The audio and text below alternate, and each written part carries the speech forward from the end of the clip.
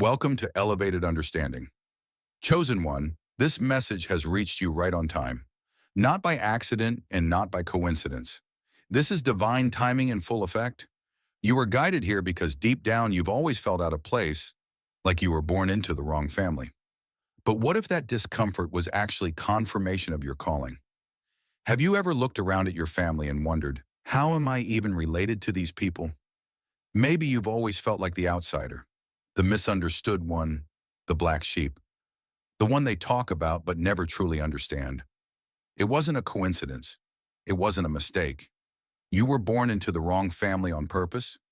This message isn't to blame or shame anyone in your bloodline. It's not about creating division. It's about giving you clarity. You weren't placed where you were by accident. God strategically planted you in that environment to awaken something that had been buried for generations. You weren't the problem. You were the pattern breaker. Let's break this down into 7 chapters so you can understand the full weight of why you had to be the one, the chosen one, the cycle breaker, the seed of transformation. Before we begin, take a moment to like, share, and subscribe because this message is for the chosen ones who've always felt out of place, yet were born to shift everything. If this message resonates with your spirit, drop the number 77 in the comments. It's more than just a number. It's a declaration that you're aligned, awakened, and ready to step into your assignment.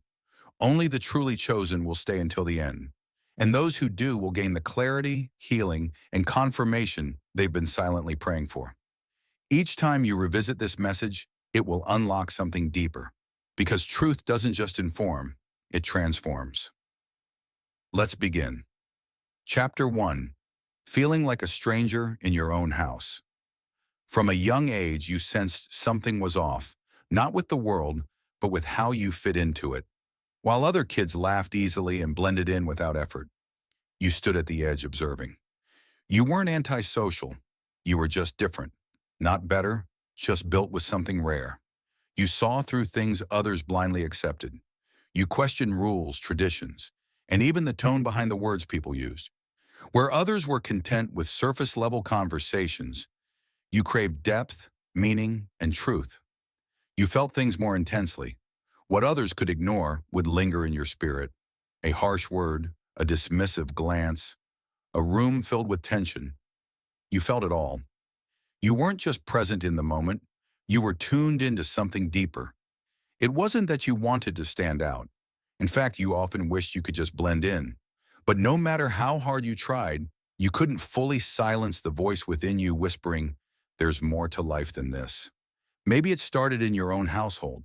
The people closest to you didn't understand your silence. They misread your stillness as laziness, your imagination as foolishness, and your emotions as weakness. You were told to toughen up, stop being so sensitive, and fall in line. But every time you tried to dim your light to fit in, a piece of your soul grew dimmer too. You were made to feel like an outsider in your own home, like a guest in a place that should have been your sanctuary. The more you grew into your true self, the more tension there was. Your uniqueness made others uncomfortable. Not because you were wrong, but because your presence stirred something within them. Your truth exposed their denial. Your dreams challenged their limitations. Your light illuminated their shadows. And so they rejected you. Not because they truly knew you, but because they didn't understand what you carried. That rejection wasn't personal. It was spiritual. It wasn't you. They were resisting. It was the calling in you, the potential, the light, the anointing. You reminded them, without even trying, of everything they had buried, given up on, or were afraid to face. But hear this. Just because you didn't belong in the place you were born into doesn't mean you don't belong anywhere. Feeling like a stranger was never a punishment. It was preparation. You were never meant to fit into systems built to keep you small. You were never meant to settle into spaces that couldn't hold the weight of your destiny. You're not broken. You're not a misfit.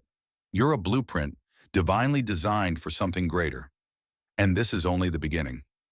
Chapter 2. Planted in pain to produce purpose. You weren't born into that family to blend in. You were born to break through. The dysfunction you experienced wasn't punishment. It was preparation. Every argument, Every betrayal, every wound you suffered was like the hammer of a blacksmith shaping you into something stronger. It wasn't to tear you down, but to sharpen you. Each moment of hurt pushed you one step closer to your awakening, even if at the time it felt like you were sinking deeper into despair. God didn't allow those trials to destroy you. He allowed them to build you. You had to face the darkness because in that darkness you began to recognize the light. It's easy to see what you're missing when everything around you is bleak, but it's through that emptiness that you learn to hunger for the fullness of purpose. You were shown what not to become so you could understand exactly who you are meant to be. Each trial, no matter how painful, was an invitation to evolve into the best version of yourself. You were placed in a place of pain so you could produce a life of purpose.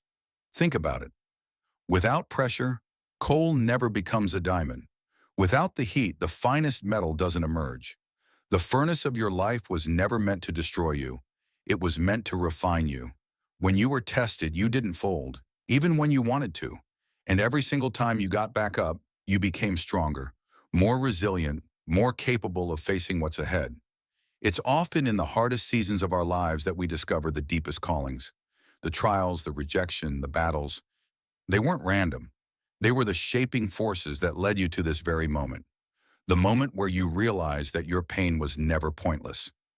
Every challenge was an opportunity in disguise, designed to help you rise, to grow into the person you were always meant to be.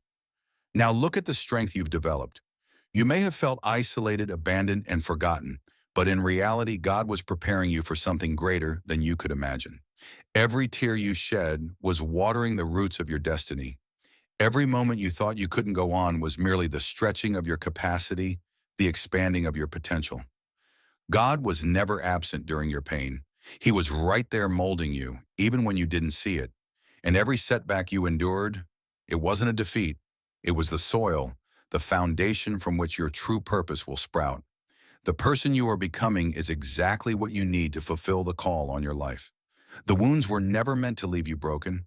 They were meant to leave you with a testimony, a story of resilience, a story of victory, a story of purpose. You've been planted in pain, but now it's time to break through the surface and produce the life you were always meant to live. Your purpose wasn't just to survive, it was to thrive. Your journey may have been difficult, but each struggle was a lesson, each failure a stepping stone. And now with every challenge you've overcome, you're getting one step closer to your ultimate rise. The world will soon see the fruit of your labor. Your purpose is waiting for you, and it's time for you to step into it fully. Chapter 3. A sign to break generational patterns. Addiction, poverty, abuse, silence, shame, these patterns ran through your bloodline for generations. They were the cycles that kept repeating like a broken record playing over and over again. You may have seen the same struggles in the lives of your parents, your grandparents, even your great-grandparents, but you are not bound by those chains. You are the interruption to that pattern. The family didn't see it at first, but heaven knew it long before you ever did. You are not just the product of your lineage. You are the divine assignment sent to change the course of history for your bloodline. You were born into this family not by accident, but with purpose, to break the cycles that have held them captive for so long. Heaven handpicked you, chosen one, to be the one who would rise above the old way and bring something new, something greater to the table. You weren't called to keep the traditions. You were sent to transform them. You didn't inherit just blood. You inherited a divine purpose. Your lineage may have been marked by limitations and struggles, but your life has a new mark, the mark of someone who doesn't accept the narrative as it is. You're not here to continue the story. You're here to rewrite it, to create a new legacy that future generations will look up to. Not out of obligation, but with admiration and pride. Rewriting that story means discomfort. It means walking away from things you once thought were normal, even comforting. It means stepping away from people who are still bound by those same old cycles. It means disappointing those who are comfortable in their familiar patterns, the ones who've never dared to imagine a life beyond the limits they've known. You will face resistance. You will be misunderstood. But chosen one, that's part of your calling. You've been called to break free from the mold, to shatter the glass ceiling of your family's expectations. It's not an easy task. It's a road less traveled, often lonely, filled with hard decisions and moments of doubt. You will have to make choices that others may not understand. You will have to choose growth over comfort, healing over staying stuck in the past, and freedom over the chains of tradition. But this is what you've been called to do. If everyone could do it, they would have done it before you, but they couldn't. That's why you're here. You were born to break through the walls that held them back. You were chosen to rise above the limitations that have defined your family for so long. And though the journey may be difficult, the power of your transformation will be the beacon that lights the way for others to follow. You are the turning point, the key to unlocking freedom for your bloodline. Don't be afraid to step into the discomfort of change. The world will try to pull you back into the cycle. But remember, you were not born to conform. You were born to break free and bring freedom to those who are still bound.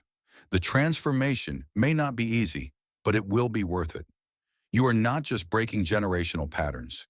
You are creating a new pattern, a pattern of strength, a pattern of healing, a pattern of success, a pattern of purpose. And that pattern, chosen one, is yours to write. Chapter 4. Rejection was your redirection. You may have felt unloved, unseen, or even unwanted. There were moments when you questioned your worth, wondered why you weren't accepted, or why you were always pushed aside. But listen closely. Rejection is not always cruelty. It's often divine redirection. What seemed like abandonment, what felt like a crushing blow, was actually a part of God's greater plan to push you into your purpose. If they had embraced you the way you wanted, you might have stayed stuck in places that weren't meant for you. You might have been comfortable in environments where growth wasn't possible, but rejection became your catalyst. It forced you to move beyond the boundaries you had set for yourself. It pushed you to seek a higher truth. You began to look beyond the things that held you back and toward the one who had been waiting for you all along. It led you straight to God. It drove you to deeper self-discovery, to finding the version of you that was always meant to rise. The rejection didn't take anything away from you. It gave you everything you needed to step into the fullness of your calling. Rejection, though painful, doesn't have the power to break you. In fact, it was never meant to break you. It was meant to build you. Every time they overlooked you, it was an invitation to see yourself through God's eyes. Every time you were misunderstood, heaven whispered, "You're not crazy, you're chosen." They didn't see the greatness within you, but that wasn't your problem. That was their limitation. You weren't meant to fit in with the crowd. You were never supposed to blend in. You were meant to stand apart, to be set apart. You were called to rise above the noise, to walk a path that few will understand, but that will lead you straight to your destiny. Every rejection was a redirecting of your steps. Every closed door was a sign that something greater awaited you. You were being steered away from places that would have stifled your growth. Every no you received was a yes to a better opportunity that was in alignment with your purpose. The world didn't know it, but heaven was aligning things behind the scenes. The people who rejected you were not rejecting your worth.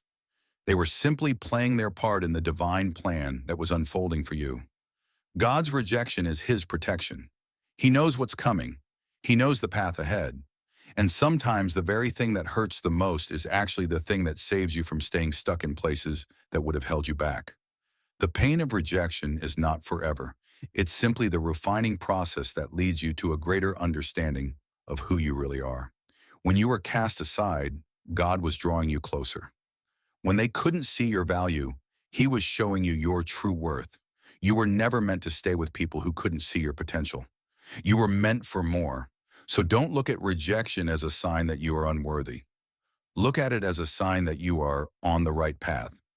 God allowed it to happen because He knew you needed that push. You weren't meant to blend in with the crowd. You were born to stand out, to rise above, and to walk a unique and powerful journey. And while the world may have rejected you, heaven has always embraced you. The rejection was only the beginning of your rise. It was your redirection into the life you were always meant to live. Chapter 5. You're the blueprint for a new beginning. Your family may not realize it yet, but you're the one carrying the blueprint for a new beginning. A new way of thinking, a new way of loving, a new standard of living. You are the spark that will ignite a fire of change for generations to come.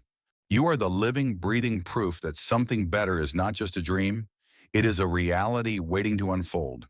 You were placed here in this very moment not by accident, but with purpose. Everything you've been through, every struggle, every hardship, every victory, has shaped you into the blueprint for what your family's future will look like. You carry the wisdom, the strength, and the resilience needed to create a new legacy, one that will be better than what came before you. Whether or not they recognize it now, you are setting the stage for a future that is not defined by the limitations of the past. Maybe they still mock you. Maybe they still ignore you. Perhaps they label you as different or out of touch with reality because they don't see the bigger picture.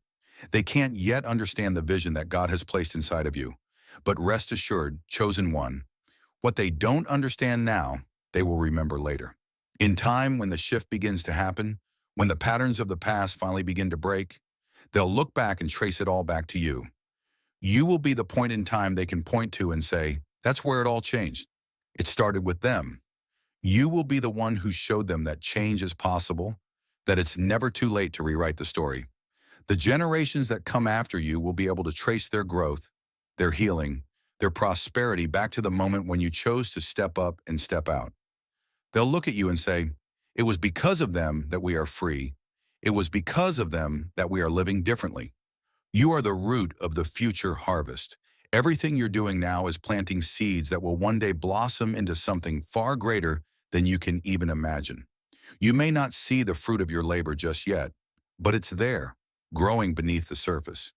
Every change you make in yourself, every decision you make to rise above the old patterns is creating a new foundation for those who will follow you. The growth of your family's future depends on the work you are doing now. You are the ancestor in the making, the one who is rewriting the history of your bloodline. You're the one who said, it ends with me. You decided that the pain, the brokenness, the cycles that held your family back would not define you, and they will not define the generations to come. You drew a line in the sand and said, no more. And in doing so, you became the one who is shifting the entire trajectory of your family's legacy. So when the weight of the task feels heavy, remember that you are the blueprint. The future is being shaped by your actions, your decisions, and your willingness to be different. You are not just living for yourself, you are living for those who will come after you. And when the day comes that they stand on the foundation you've laid, they'll look at you and be grateful. They'll understand why you had to be different, why you had to stand out, why you had to take the road less traveled. They'll see you as the bridge to a better tomorrow, and they'll honor the sacrifices you made to create a new beginning for them. Chapter 6. Walking alone was part of the calling. Loneliness is part of the chosen path. It hurts, yes, but it's holy. While others were surrounded by noise, you were surrounded by silence. While they chased crowds, you faced shadows. And for a long time, you wondered what was wrong with you. Why couldn't you connect? Why did every circle feel like a cage? Why did every room feel like you didn't belong? The truth is, nothing was wrong with you. Something was right. The isolation you experienced wasn't just circumstantial. It was intentional, divine, orchestrated with precision by the one who saw what you couldn't. God had to separate you so he could shape you. He had to pull you away from the opinions that would distort your purpose, from the people who couldn't handle your growth, from the environments that would have diluted your spirit. If you had stayed close to those who couldn't see you, you would have questioned your own vision. If you had kept trying to belong where you were only tolerated, you would have shrunk to fit their comfort. So God intervened not to punish you, but to preserve you. He set you apart to set you up. He stripped away the noise so you could hear his whisper. In the quiet, you heard his voice, not the one filtered through the opinions of others, but the still, strong voice of truth telling you who you really are. In the silence, you discovered your strength, the kind of strength that doesn't rely on applause or validation, the strength that rises from within, forged in private battles, invisible tears, and silent victories. In the stillness, your spirit woke up. You didn't just survive the isolation. You were reborn in it. Chosen one, you had to walk alone so you could lead others home. You had to feel the emptiness so you could carry the fullness of purpose. You had to feel the sting of rejection so you could lead with compassion. You had to be misunderstood so you could understand others. Your wilderness wasn't wasted. It was sacred. It was where heaven trained you in secret for a purpose too powerful to be prepared in public. And yes, it was lonely. But even in your loneliness, you were never truly alone. Every step you took, heaven walked with you. Every tear you cried, God bottled. Every prayer you whispered into the dark, He heard. Your isolation was not abandonment. It was alignment. You were hidden, not forgotten. Separated, not rejected. Unseen by the world, but fully seen by God. And now that you've walked the path alone, you carry something rare. You carry clarity. You carry conviction. You carry authority not given by man, but entrusted by God. You walk differently because you were forged differently. So don't resent the seasons where you had to walk by yourself. Don't despise the solitude that shaped your soul. That walk wasn't a detour. It was destiny. Because now, when others get lost, you'll know the way. When they feel abandoned, you'll carry the presence. When they cry out for direction, you'll have the wisdom. You were set apart so you could be sent ahead. And now that you've survived the alone, you are ready to lead the many. Chapter 7. Returning in power, not for approval. Here's the full circle moment. One day you may return to the very people, places, or environments that once misunderstood you, underestimated you, or even pushed you away. But this time, it will be different. This time, you won't return searching for validation. You won't walk in hoping to finally be accepted. You'll return walking in your power, not in arrogance, but in quiet authority, not needing applause, but overflowing with peace. Because now you know who you are. You've done the inner work. You've survived the wilderness. You've heard from God. And what once broke you no longer has the power to shake you. You won't need to explain yourself. You won't waste time defending your path or justifying your distance. You won't beg to be understood by those who never had the capacity to carry your vision. You've outgrown the need to be seen by people who were never meant to see you. Your presence alone will speak volumes. Your life will testify to the grace on your journey. Your peace will radiate in a way that can't be faked. Your success, spiritual, emotional, and even material, will be undeniable. And the same people who once rolled their eyes at your growth, questioned your calling, or whispered about your silence, those very people will begin to look to you for direction. But this won't be about proving them wrong. It won't be revenge. It will be redemption. Because the mission was never about revenge anyway. It was about rising so others could rise too. You weren't born into the wrong family to be broken. You were sent there to break chains. You were planted in dysfunction, not to mirror it, but to transform it. Your presence was always the disruption. Your silence was loud. Your boundaries were bold. And now your growth is the undeniable evidence that God's hand has been on you from the beginning. Your journey is your testimony. Every battle you fought in private now becomes someone else's blueprint for freedom. Every tear you cried in isolation becomes someone else's comfort in their own storm. Your scars become maps, and your survival becomes a light for those still trapped in the dark. You're not just a chosen one. You're a sent one, sent into unfamiliar soil to plant something brand new. A new lineage, a new mindset, a new standard, a new frequency. You are the one God trusted to carry the blueprint into territory that had never seen it before. And now your return is not about re-entering old rooms to fit in. It's about showing others what's possible when you surrender to your calling. Your footsteps echo with purpose. Your voice carries weight, and your presence after all this time will be recognized. Not because they finally get it, but because your fruit speaks louder than your words ever could.